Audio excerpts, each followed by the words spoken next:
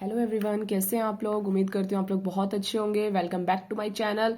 तो आज हम लोग जो है मैं आप लोगों के लिए लेकर आई हूँ HTET एंड CTET के लिए ये क्लास बहुत इंपॉर्टेंट रहेगी। और आज हम जो टॉपिक कर रहे हैं वो है ह्यूमन हेल्थ एंड डिजीज।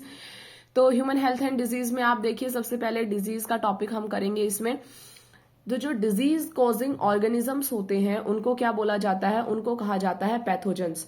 जो डिजीज कॉज करते हैं, जिसकी वजह से बीमारी होती है, उन ऑर्गेनिजम्स को क्या कहते हैं, पैथोजेंस कहते हैं। तो सबसे पहली जो डिजीज है, हमारी NCERT बेस्ड नोट्स हैं ये। तो जो पहली डिजीज है दैट इज टाइफाइड। टाइफाइड किसकी वजह से होती है? It is caused bye Salmonella typhi. Salmonella typhi नाम का बैक्टीरिया है जो क्या करता है, टाइफाइड कॉज करता है। और this pathogen enters this small intestine. ये स्मॉल इंटेस्टाइन में एंटर करता है या तो कंटामिनेटेड फूड के थ्रू या कंटामिनेटेड वाटर के थ्रू। और उसके बाद जो इंटेस्टाइन है उसको जो है क्या करता है, डैमेज करता है। वहां से फिर ये अदर ऑर्गन्स में जाता है थ्रू ब्लड। ठीक है। इसके सिम्टम्स क्या होते हैं? High fever, weakness, stomach pain, constipation, headache, loss of appetite, मतलब भूख ना लगना। ये सब इसके सिम्टम्स होते हैं। और इसको जो है कैसे टेस्ट किया जाता है टाइफाइड को? विडाल टेस्ट के थ्रू जो है टाइफाइड को टेस्ट किया जाता है। और टाइफाइड सबसे पहले टाइफाइड मैरी नाम की एक विमेन थी, काम करती थी, लेडी थी, वो घरों में काम करती थी, उसको हुआ था, उसने जो है इसको फैलाया था। नेक्स्ट डिजीज है दैट इज निमोनिया। निमोनिया किसकी वजह से कोज होता है? Pneumonia is cause by streptococcus pneumoniae या फिर हेमोफिलस इन्फ्लुएंजा। ये जो दो पैथोजेंस हैं, स्ट्रेप्टोकोकस निमोनी या फिर हेमोफाइलस इन्फ्लुएंजा, ये कोज करते हैं निमोनिया। और निमोनिया के अंदर क्या होता है, हमारी जो लंग्स की एल्वेलाई है वो डैमेज होती है, उनके अंदर फ्लूइड फिल्ड हो जाता है, जिसकी वजह से ब्रीथिंग में प्रॉब्लम आती है, सांस लेने में दिक्कत आती है, तो वो निमोनिया होता है। सिम्टम्स क्या है इसके? फीवर, चिल मतलब ठंड लगना, cough, headache. Healthy person acquire this disease by aerosol droplets from air. मतलब मान लो किसी पर्सन को निमोनिया है और अगर वो खांसेगा, छींकेगा, तो वो क्या करेगा, एयर में उसके जो ड्रॉपलेट्स हैं वो चले जाएंगे, जिसकी वजह से फिर क्या होगा, जो हेल्दी इंडिविजुअल है उसको भी क्या हो जाएगा, निमोनिया हो जाएगा। ठीक है। तो निमोनिया ऐसे कोज होता है। Next is common cold. Common cold, अब ये जो थे निमोनिया और मलेरिया, ये दोनों बैक्टीरियल डिजीज थे। इसके अलावा बैक्टीरियल डिजीज अगर आपको पता करने हैं तो जैसे डिफ्थेरिया है, ठीक है, शायद आपको क्लियर नहीं दिख रहा, मैं दिखाती हूँ। डिफ्थेरिया है, ठीक है, डाइसेंट्री है, प्लेग है, डाइसेंट्री, प्लेग, ये सब जो है क्या है, बैक्टीरियल डिजीज है। उसके बाद आ जाते हैं वायरल डिजीज में। तो वायरल डिजीज में सबसे पहला है कॉमन कोल्ड। किसकी वजह से कोज होता है? राइनो वायरस की वजह से कोज होता है। और ये क्या करता है, लंग्स को नहीं डैमेज करता, ये नोज और रेस्पिरेटरी पैसेज को इन्फेक्ट करता है। इसके सिम्टम्स क्या क्या है?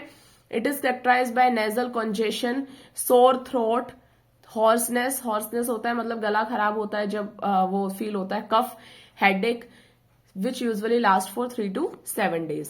Next is malaria. मलेरिया जो है it is caused by plasmodium और ये एक प्रोटोजोअन डिजीज है। ठीक है। प्लाज्मोडियम जो है एक प्रोटोजोआ है। लाइफ साइकिल देखो प्लाज्मोडियम की, ये एंटर करता है ह्यूमन बॉडी में as sporozoites through the bite of infected female anopheles mosquito.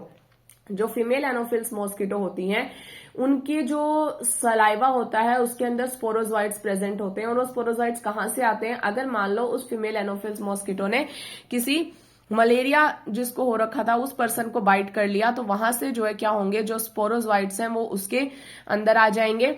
और वो जो स्पोरोजोइट्स हैं वहां से फिर वो स्पोरोजोइट्स क्या होंगे, मतलब कि इसके अंदर आ गए एनोफिल्स मॉस्किटो के सलाइवा में। अब जब ये एनोफिल्स मॉस्किटो दोबारा से किसी हेल्दी इंडिविजुअल को बाइट करेगा तो इन स्पोरोजोइट्स को रिलीज कर देगा हेल्दी इंडिविजुअल में।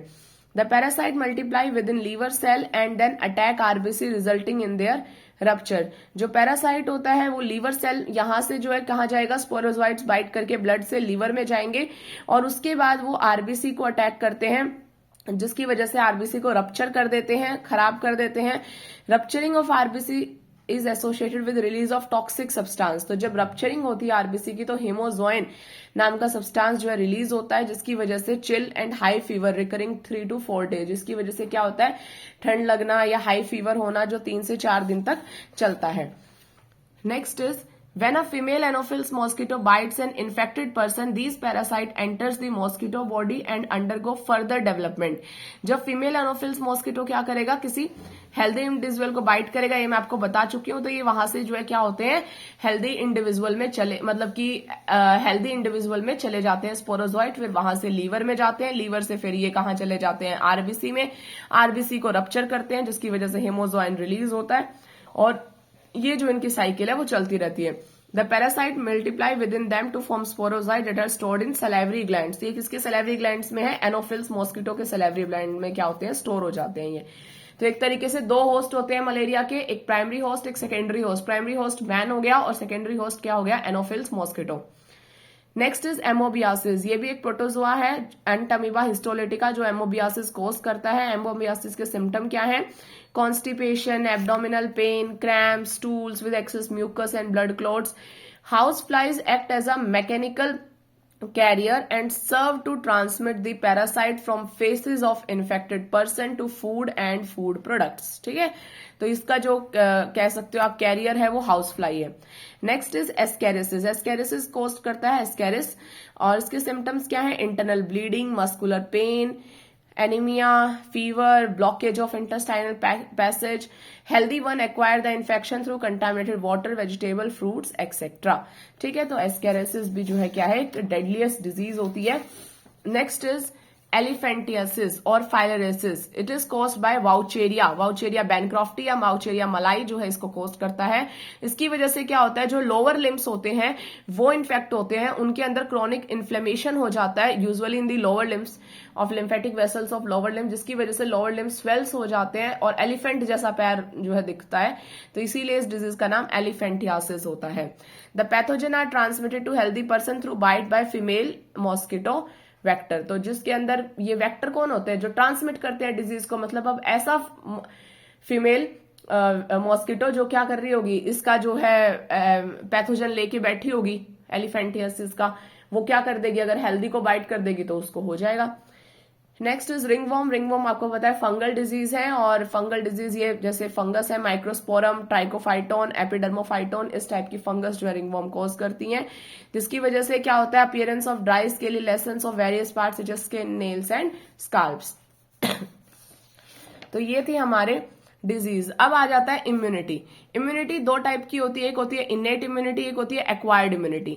इनेट इम्यूनिटी क्या होती है, non specific type of defence mechanism है, मतलब ये बर्थ के टाइम से ही ह्यूमन बींग्स के अंदर होता है. मतलब इसको ये नहीं पता कि यहाँ पर बैक्टीरिया ने अटैक कर दिया बॉडी पर, वायरस ने कर दिया या फंगस ने कर दिया, नहीं पता, बस कोई बाहर का पैथोजन दिखा और उस पर जो है क्या कर दिया, अटैक करना शुरू कर दिया. ये प्राइमरी मतलब कि डिफेंस सिस्टम है हमारा. It is a non specific type of defence, कोई स्पेसिफिसिटी नहीं है, सबके लिए सेम फिनोमिना अपनाएगी. That is present at time of birth. Innate immunity consist of 4 type of barriers होते हैं. पहला है फिजिकल बैरियर, जो हमारी स्किन होती है उसको फिजिकल बैरियर में ही कंसिडर करते हैं हम लोग.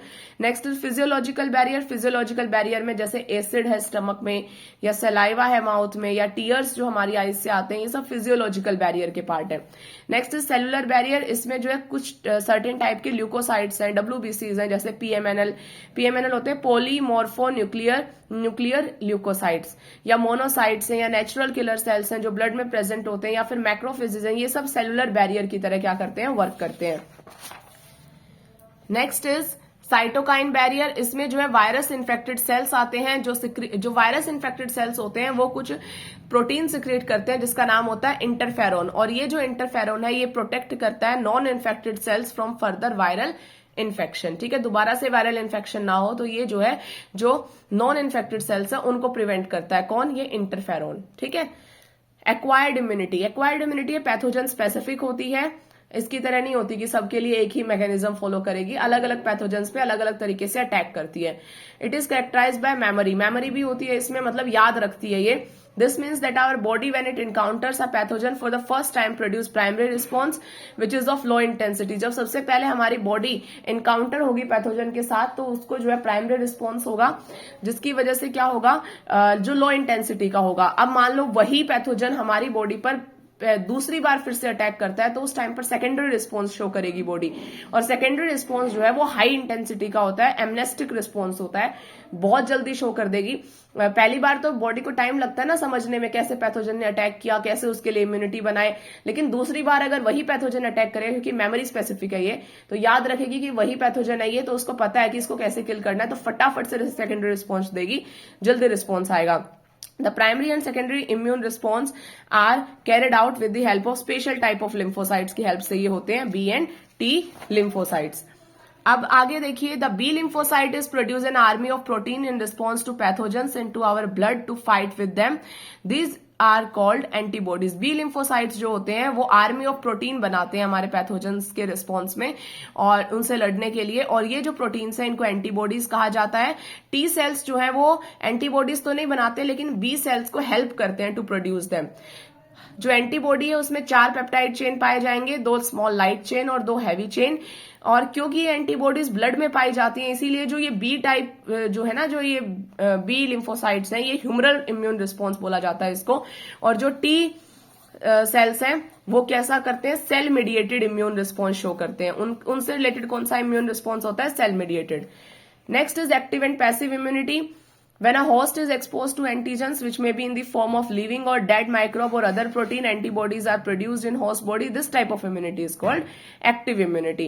जब host जो है क्या होगा, exposed होगा directly to the antigens जो कि लिविंग या डेड की फॉर्म में है और एंटीबॉडीज बनाएगा, तो इसको एक्टिव इम्यूनिटी कहा जाता है। और पैसिव इम्यूनिटी क्या होती है, जब रेडीमेड एंटीबॉडीज जो है क्या करेगा, होस्ट की क्या करेगा, ट्रांसफर करेगा, होस्ट की बॉडी में ट्रांसफर कर दिया जाए, रेडीमेड एंटीबॉडीज बनाकर दिए जाएं, जैसे हम लोग वैक्सीन लेते हैं या ये सब लेते हैं, तो इनको बोला जाता है पैसिव इम्यूनिटी। ठीक है, तो 2 टाइप की इम्यूनिटी होती है, एक्टिव जो हमारी बॉडी खुद प्रिपेयर करती है जब किसी एंटीबॉडी ने अटैक किया और उसके बाद उसके लिए बनाया उसने, और पैसिव इम्यूनिटी होती है रेडीमेड इम्यूनिटी, बनी बनाई डाल दी उसके अंदर, वो होती है पैसिव इम्यूनिटी।